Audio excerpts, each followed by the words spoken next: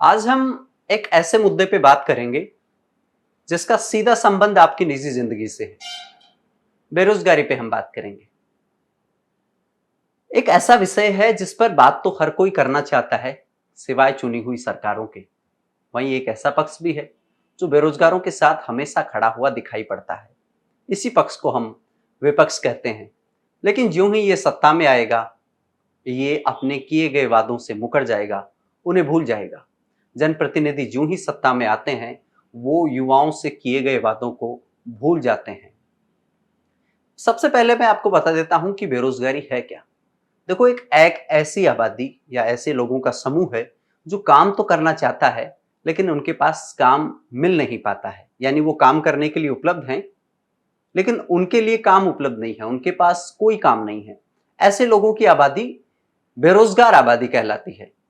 अब हम बेरोजगारी से संबंध कुछ आंकड़ों के संबंध में बात करते हैं, जिससे ये पूरी स्थिति स्पष्ट हो जाए कि हमारे देश में बेरोजगारी है वो किस स्तर पे मौजूद है और किस रूप में मौजूद है। 6,000 जॉब सीकर्स, ऑल ग्रेजुएट्स। ज्यादा बेरोजगारी हरियाणा और राजस्थान, जबकि 36 Latest CMI data, joblessness has risen from 7.8%.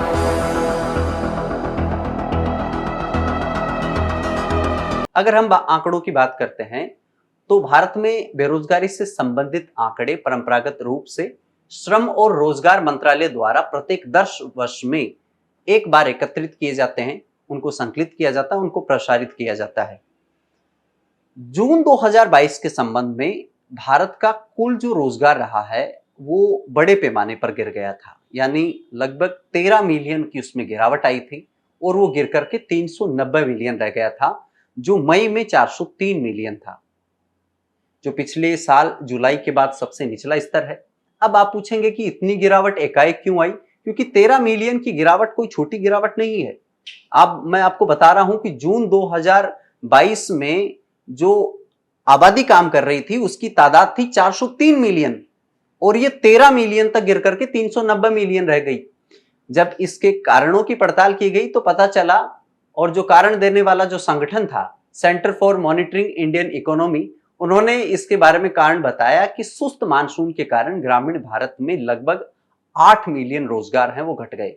वहीं 25 लाख वेतनभोगी नौकरियों का भी इस दौरान में नुकसान हुआ है। इन 5 सालों में नमूना अध्ययनों के अलावा अगर अपन बात करते हैं तो भारत ने 2017 को छोड़कर कभी भी मासिक, त्रैमासिक या वार्षिक राष्ट्रव्यापी रोजगार और बेरोजगारी के आंकड़े ही एकत्रित नहीं किए हैं।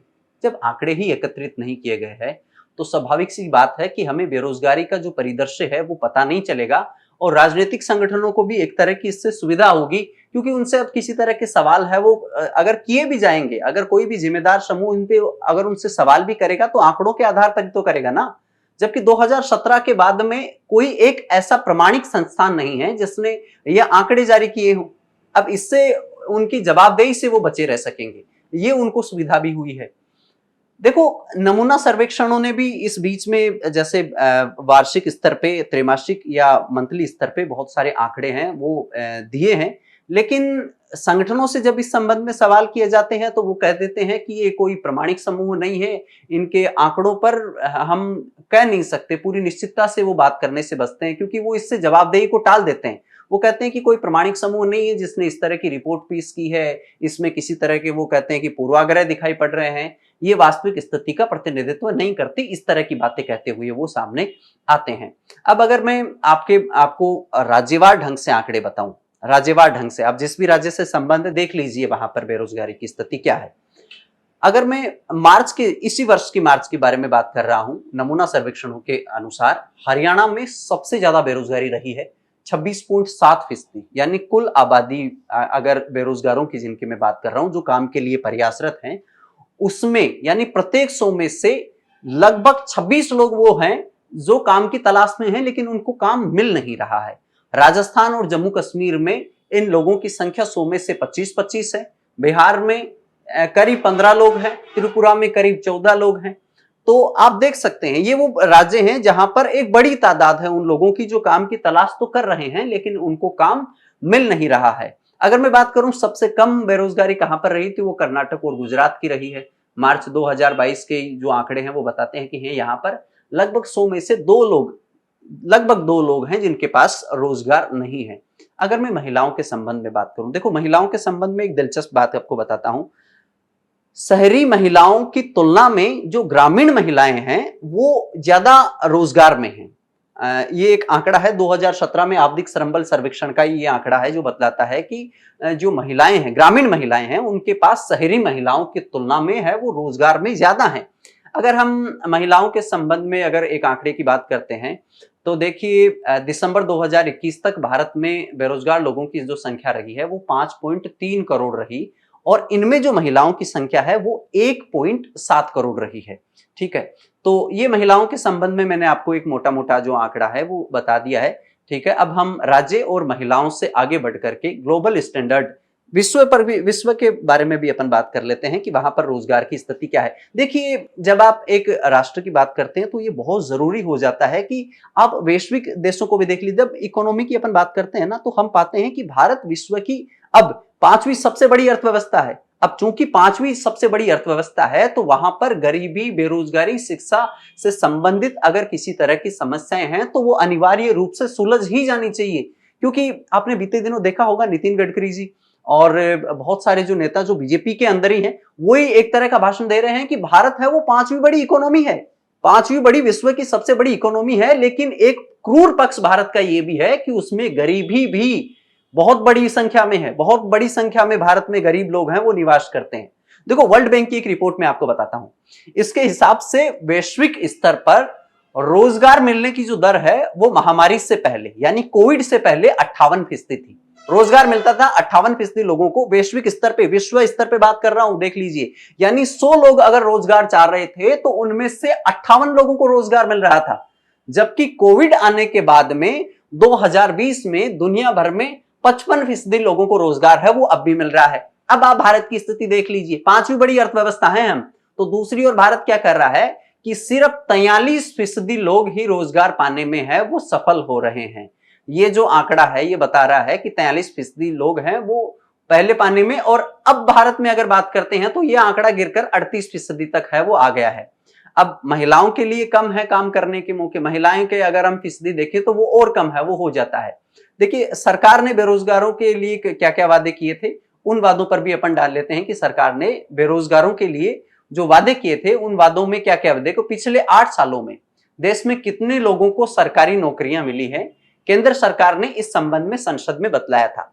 अब चूंकि सरकार बता रही है तो वो अगर उनको तो अपन मान ही सकते हैं ना कि वो प्रमाणिक डाटा है, प्रमाणिक आंकड़े हैं, और इन सवालों के ऊपर तो सरकार को भी घेरा जा सकता है कि भाई इतने बड़े आंकड़े में लोग बेरोजगारी में हैं तो आप कर क्यों नहीं रहे, आप आंकड़े देने से थोड़ी ना काम चल जाएगा।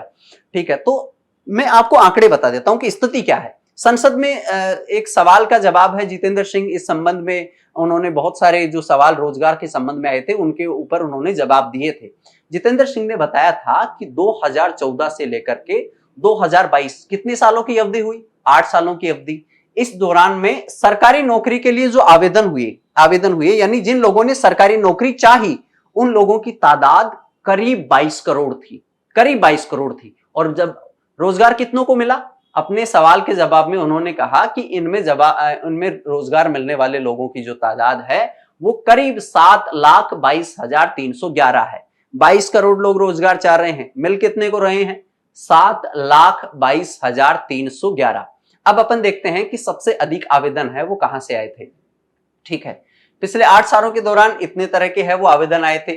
ठीक है, अगर अपन 2018-19 के संबंध में बात करते हैं तो लगभग 5,09,36,479 लोगों ने सरकारी नौकरी के लिए आवेदन किया।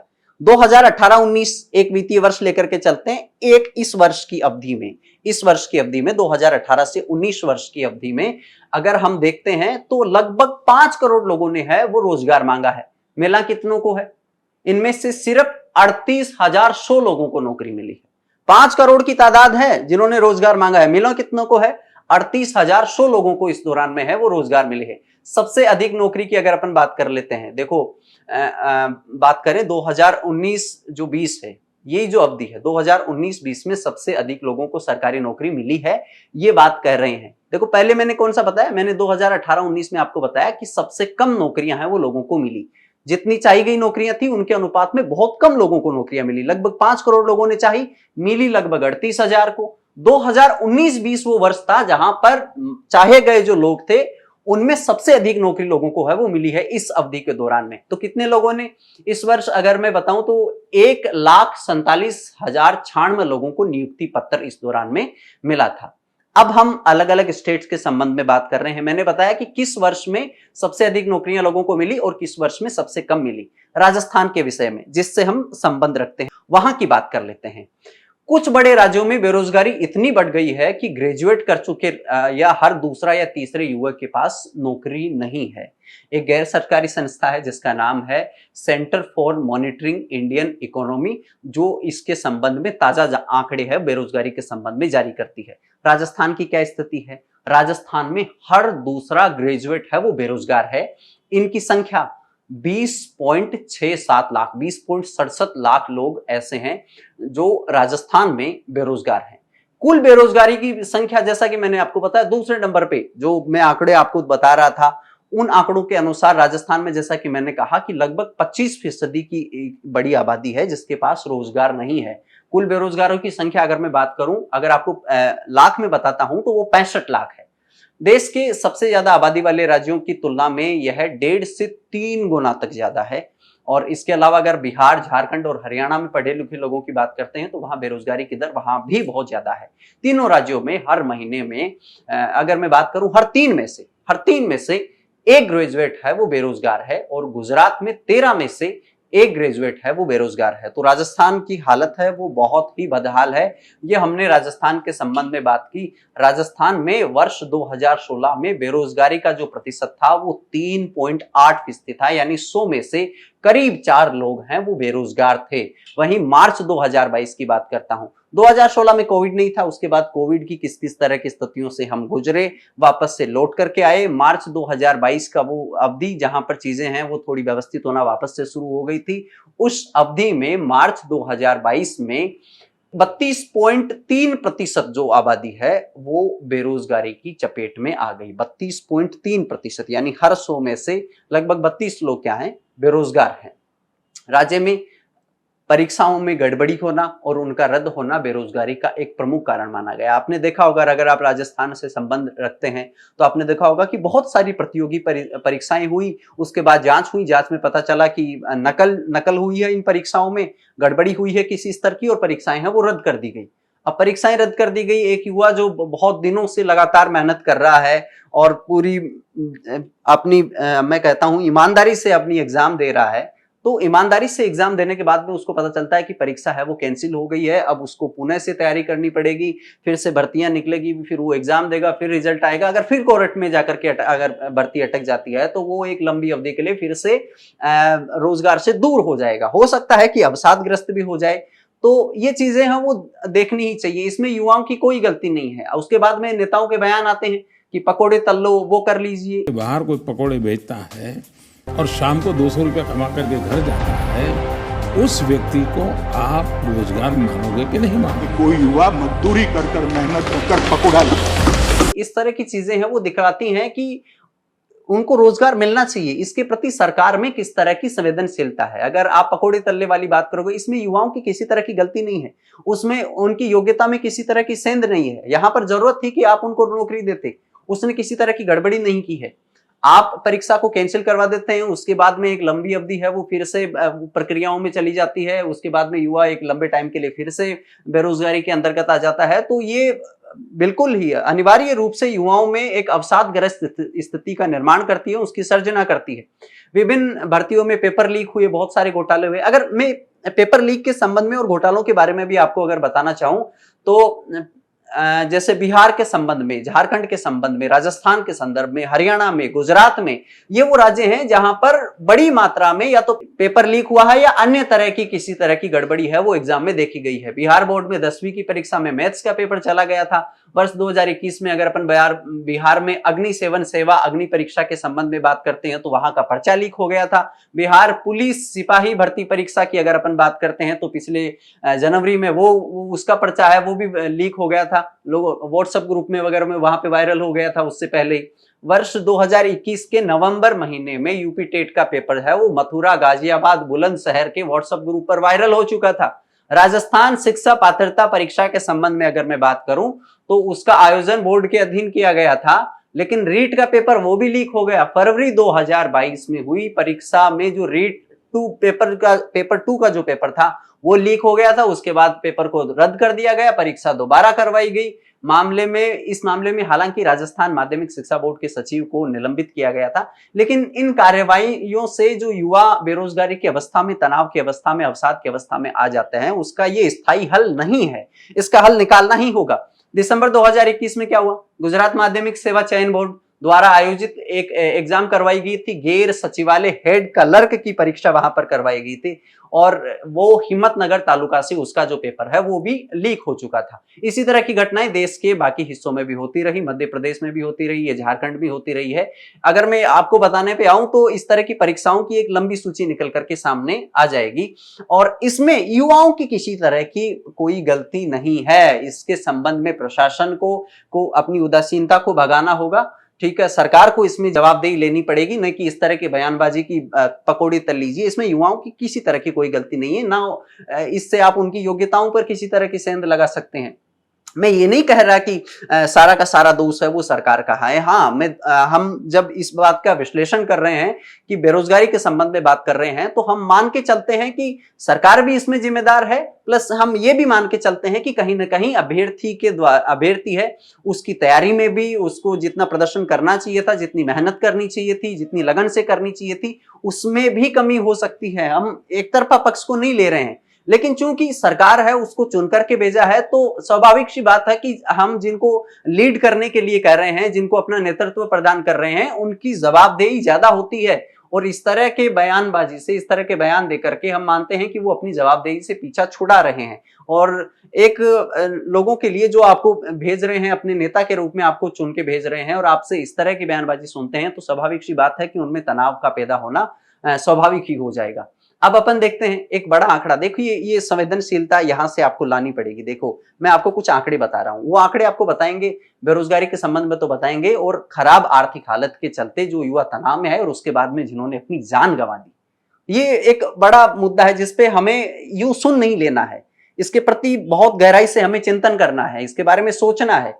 सरकारों को भी सोचना है, जिम्मेदार लोगों को भी सोचना है, अभ्यर्थियों को भी सोचना है। देखो तो आंकड़े अगर मैं आपको बताऊं, केंद्र सरकार ने राज्यसभा में कुछ अहम जानकारियां इस संबंध में दी थी। सरकार ने बताया था कि 2018 से 2020 के बीच में 25,000 से अधिक भारतीयों ने बेरोजगारी के कारण या फिर कर्ज से दुखी होकर के आत्महत्या कर ली थी। राज्यसभा में केंद्रीय गृह राज्य मंत्री नित्यानंद राय ने बताया कि 2018 से 2020 की अवधि के मध्य लगभग 25,231 भारतीयों ने बेरोजगारी और कर्ज की वजह से आत्महत्या कर ली थी। केंद्रीय मंत्री ने बताया कि इनमें से 9,140 लोगों ने बेरोजगारी के कारण, वहीं 16,091 लोगों ने कर्ज से दुखी होकर के सुसाइड किया है। केंद्रीय मंत्री ने यह जानकारी राज्यसभा में एक जो प्रश्न पूछा गया था उसके जवाब में है वो दीजिए।